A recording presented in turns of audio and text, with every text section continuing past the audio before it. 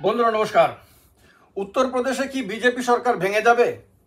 উত্তরপ্রদেশে কি এনডিএ সরকার ভেঙে গিয়ে ইন্ডিয়া জোটের সরকার হবে? উত্তরপ্রদেশে কি যোগী আদিত্যনাথের নেতৃত্বাধীন বিজেপি সরকার দু টুকরো হয়ে যাবে? উত্তরপ্রদেশে কি বিজেপি ভেঙে যাবে?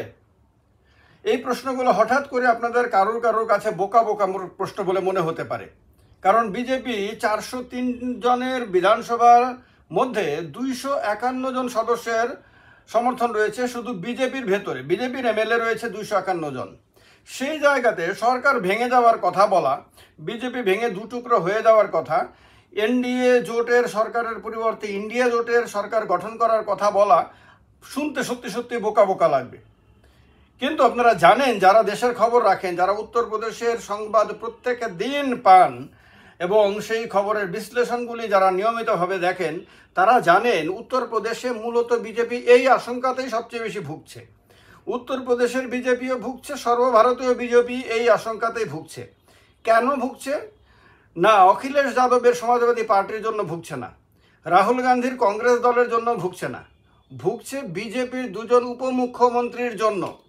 কারণ যোগী আদিত্যনাথকে মুখ্যমন্ত্রী পদ থেকে সরিয়ে কেশব প্রসাদ মৌর্য উপমুখ্যমন্ত্রী থেকে মুখ্যমন্ত্রী হতে চান এবং মুখ্যমন্ত্রী হওয়ার জন্য তিনি এবার লোকসভা নির্বাচনের ফলাফল প্রকাশের পর যথেষ্ট চেষ্টা করেছেন।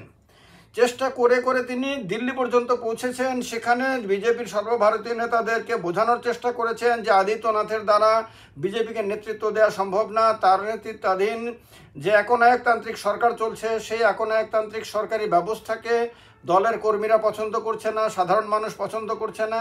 এভাবে চললে দল আগামী নির্বাচনে ক্ষমতায় আসবে না। এইগুলি বোঝানোর চেষ্টা করে তিনি ভেবেছিলেন যে সর্বভারতীয় নেতৃত্ব নরেন্দ্র মোদী এবং অমিত শাহ মিলে বা জেপি নাড্ডা মিলে আদিত্যনাথকে মুখ্যমন্ত্রী পদ থেকে সরিয়ে দেবেন, সরিয়ে দিয়ে সেই জায়গাতে কেশব প্রসাদ মৌর্যকে বসিয়ে দেবেন।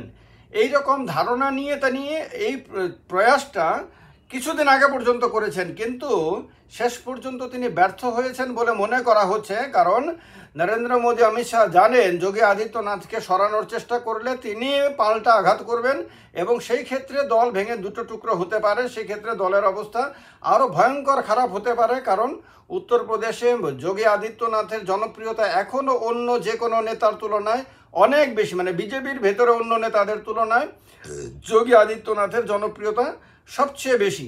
তো সেই অবস্থাতে তাকে যদি সরানো হয় তাহলে দলের জন্য চরম ক্ষতি হতে পারে। তার কারণে তারা এই যে আপনার কেশব প্রসাদ মৌর্যকে তারা শান্ত করার চেষ্টা করেছেন, তাকে বোঝানোর চেষ্টা করেছেন এবং তার উপরে অনেকটা অসন্তুষ্ট হয়েছেন। কারণ আদিত্যনাথ বেশ কয়েকটা মিটিংয়ে ডাকলেও এই উপমুখ্যমন্ত্রী দুজনের মধ্যে কেউই যোগ দেননি। না কেশব প্রসাদ মৌর্য যোগ দিয়েছেন, না ব্রজেশ পাঠক যোগ দিয়েছেন। এই দুজনই উপমুখ্যমন্ত্রী সেখানে, এবং দুজনকেই যোগী আদিত্যনাথের বিরোধী গোষ্ঠীর নেতা হিসাবে ধরা হয় সেখানে। এরা এই ভূমিকা পালন করার কারণে দিল্লি তাদেরকে নিয়ে ব্যতিব্যস্ত টেনশনের মধ্যে রয়েছে। এর মধ্যে সমাজবাদী পার্টির নেতা অখিলেশ যাদব মনসুন অফার বলে, বর্ষাকালীন অফার বলে একটা অফার দিয়ে রেখেছেন। তিনি বলে রেখেছেন যে কেশব প্রসাদ মৌর্য যদি 100 জন বিধায়ককে নিয়ে সমাজবাদী পার্টিতে জয়েন করে অথবা আলাদা হয়ে আলাদা গোষ্ঠী বানায়, তাহলে তার দল তাকে সমর্থন করবে এবং কেশব প্রসাদ মৌর্য সেক্ষেত্রে মুখ্যমন্ত্রী হতে পারবেন। অনেকের ধারণা যে কেশব প্রসাদ মৌর্য গোপনে গোপনে অখিলেশ যাদবের সঙ্গে সম্পর্ক রেখে চলেছেন এবং যে কোনো পরিস্থিতিতে তিনি বিজেপি থেকে একটা ভালো সংখ্যক এমএলএকে সঙ্গে নিয়ে বিজেপি থেকে আলাদা হয়ে সমাজবাদী পার্টির সঙ্গে হাত মেলাতে পারেন। কিন্তু এখনো পর্যন্ত তিনি এই কারণে এটা করছেন না যে তার কাছে বিকল্প হলো হিসেবে একটা হলো যে পার্টিকে বুঝিয়ে পার্টির মধ্যেই পার্টির নেতা হিসেবেই তিনি মুখ্যমন্ত্রী হবেন। এই রাস্তাটা তিনি প্রথমে নিয়েছিলেন, এটাতে তিনি ব্যর্থ হয়েছেন। এরপরে তার কাছে দুটো টেনশন। একটা হলো যে বিজেপির কাছে 251 জন টোটাল আপনার বিধায়ক রয়েছে। এদের মধ্যে তিনি যদি ভাঙাতে চান তাহলে তাকে দলত্যাগ বিরোধী আইনের কথা মাথায় রাখতে হবে। আর দলত্যাগ বিরোধী আইন বলছে যে টোটাল বিধায়কের 2/3 অর্থাৎ 3 ভাগ করলে 2 ভাগ একসাথে বেরোতে হবে। 2/3 যদি একসাথে বেরোয় তাহলে দলত্যাগ বিরোধী আইনে পড়বে না, ফলে সেই ক্ষেত্রে কোনো অসুবিধা না, আলাদা গোষ্ঠী হিসেবে স্বীকৃত হবে এবং তারা তাদের বিধায়ক পদ রক্ষা করতে পারবেন। কিন্তু তার চেয়ে যদি একজনও কম হয়ে যায় সেই ক্ষেত্রে দলত্যাগ বিরোধী আইন লাগু হবে এবং তাদের বিধায়ক পদ চলে যাবে। তো এইটা একটা বড় টেনশন। তো সংখ্যাটা তাদের এই 167 সম্ভবত হয়, 251 জনের মধ্যে 2/3 হলে টোটাল 167 জন আপনার এমএলএকে নিয়ে তাকে বেরোতে হবে। এখানে 100 জনকে নিয়ে বেরোলে হবে না, এই সংখ্যাটা বিশাল। এটা ম্যানেজ করা 2 জন উপমুখ্যমন্ত্রীর পক্ষে সম্ভব না, কারণ আদিত্যনাথের কাছে এর চেয়ে মানে প্রয়োজনীয় সংখ্যক এমএলএ রয়েছে বলে মনে করা হচ্ছে, যা ভাঙানো কঠিন হবে। এইবারে আরেকটা চ্যালেঞ্জ হলো যে বিধানসভাতে যিনি অধ্যক্ষ রয়েছেন, স্পিকার রয়েছেন, এই স্পিকারকে হাতে নেওয়া। স্পিকারকে যদি হাতে নেওয়া যায়, তার নাম হলো সতীশ মাহানা, বিজেপির নেতা, তিনি বিধানসভার স্পিকার। তাকে যদি সঙ্গে নেওয়া যায়, অর্থাৎ তিনি দলত্যাগ করলেন না কিন্তু তিনি কেশব প্রসাদ মৌর্যর গোষ্ঠীকে সমর্থন করলেন, সেই ক্ষেত্রে 167 জনের কম হলেও কোনো অসুবিধা হবে না, কারণ স্পিকার যদি তাদেরকে সমর্থন করে, স্পিকার অনির্দিষ্টকালের জন্য এই বিষয়টাকে ঝুলিয়ে রাখতে পারবেন। এইভাবে করে করে স্পিকার প্রয়োজনে পরবর্তী বিধানসভা নির্বাচন পর্যন্ত এদের মানে বিধায়ক পদ খারিজ না করে ঝুলিয়ে রাখতে পারেন। মিটিং করবেন, তদন্ত করছি, দেখছি, কথা বলছি, এইসব করে করে তিনি লম্বা সময়ের জন্য, কারণ স্পিকারকে কোনো নির্দিষ্ট সময় বলা হয়নি যে অত দিনের মধ্যে রায় দিতে হবে। এই কারণে স্পিকার যদি সঙ্গে থাকে তাহলে দল ভাঙলেও 5 জন হোক আর 50 জন হোক, 167 জনের যত কমই হোক না কেন, সেক্ষেত্রে কোনো প্রবলেম হবে না। কিন্তু স্পিকার এখনো পর্যন্ত এরকম কোনো খবর নেই যে স্পিকার তাদেরকে সমর্থন করছেন। কিন্তু তারপরেও বিজেপির ভেতরে টেনশন, চন্দ্রবাবু নাইডুকে নিয়ে টেনশন, ওইদিকে নীতিশ কুমারকে নিয়ে টেনশন, এই দুজনকে নিয়ে সবচেয়ে বড় টেনশনকে, কারণ এই দুজনের ওপরে মোদী সরকার নির্ভর করছে, এই দুজনের ওপরে কেন্দ্রে এনডিএ সরকার নির্ভর করছে।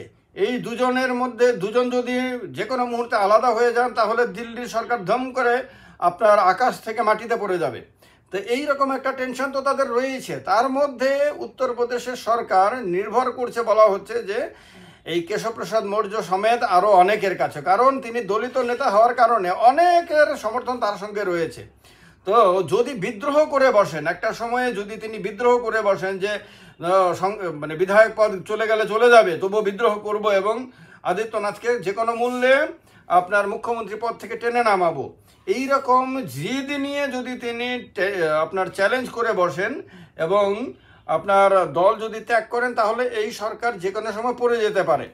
তো এটা সংখ্যার হিসেবে খুব কঠিন বলে মনে হলেও সর্বভারতীয় বিজেপি লিডারশিপ ভীষণ রকম টেনশনে রয়েছে বলেই বিজেপির তাবেদারি করা মিডিয়া চ্যানেলগুলো আপনার দেখবেন প্রায় প্রত্যেক দিন এই ব্যাপারে সংবাদ করছে যে উত্তরপ্রদেশে কি সরকার থাকবে কি না, কেশব প্রসাদ মৌর্য আপনার অখিলেশ যাদবের সঙ্গে যাবে কি না, সমাজবাদী পার্টির সঙ্গে হাত মেলাবে কিনা, বিজেপি ভেঙে আলাদা হয়ে সরকার গঠন করবে কিনা, এই সমস্তগুলো, সেই সমস্ত চ্যানেলগুলো তো নিয়মিতভাবে সংবাদ হচ্ছে, যে চ্যানেলগুলো আপনার বিজেপির হয়ে গেছে বলা যায়, বিজেপির চাপলুসি করা, আপনার তোষামোদকারীর ভূমিকায় অবতীর্ণ হয়ে গেছে অলরেডি সেই চ্যানেলগুলো। তো মানে কথার মধ্যে কতটুকু দম থাকলে পরে ওই চ্যানেলগুলি পর্যন্ত বাধ্য হয়ে এই ধরনের সংবাদ করছে। তো তার কারণে যে প্রশ্নটা প্রথমেই আপনাদেরকে বললাম যে বিজেপিতে উত্তরপ্রদেশে বিভাজন হবে কিনা, ভেঙে যাবে কিনা, সরকার পড়ে যাবে কিনা, এনডিএ জোট ভেঙে গিয়ে ইন্ডিয়া জোটের সরকার হবে কিনা, সেটা একেবারেই কোনো ফালতু না, আজগুবি না, এটা বাস্তবের ওপরে আপনার তার ভিত্তি রয়েছে। এবং এইটা যদি অ্যাক্সিডেন্টালি যদি হয়ে যায়, হওয়ার সম্ভাবনা 100% রয়েছে, এটা বলা এই ভিডিওতে সম্ভব না, কিন্তু যদি হয়ে যায় তাহলে হয়তো দেশের অনেক মানুষ যারা দেশের জাতীয় রাজনীতির দিকে নিয়মিতভাবে নজর রাখেন তারা হয়তো অবাক হবেন না। আপনাদের মধ্যে কে কে অবাক হবেন সেরকম ঘটনা ঘটলে পরে কমেন্ট বাক্সে কমেন্ট করে জানাবেন। আর কার কাছে মনে হয় এটা অ্যাবসার্ড, এটা একেবারেই অকল্পনীয় বিষয়, সেটাও জানাবেন কমেন্ট বাক্সে কমেন্ট করে। ভালো লাগলে ভিডিওটি লাইক শেয়ার অবশ্যই করবেন। চ্যানেলটিকে যারা সাবস্ক্রাইব করেননি সাবস্ক্রাইব করে নেবেন। আমার পেজটিকে যারা ফলো করেননি ফলো করে নেবেন। ভালো থাকবেন। জয় হিন্দ।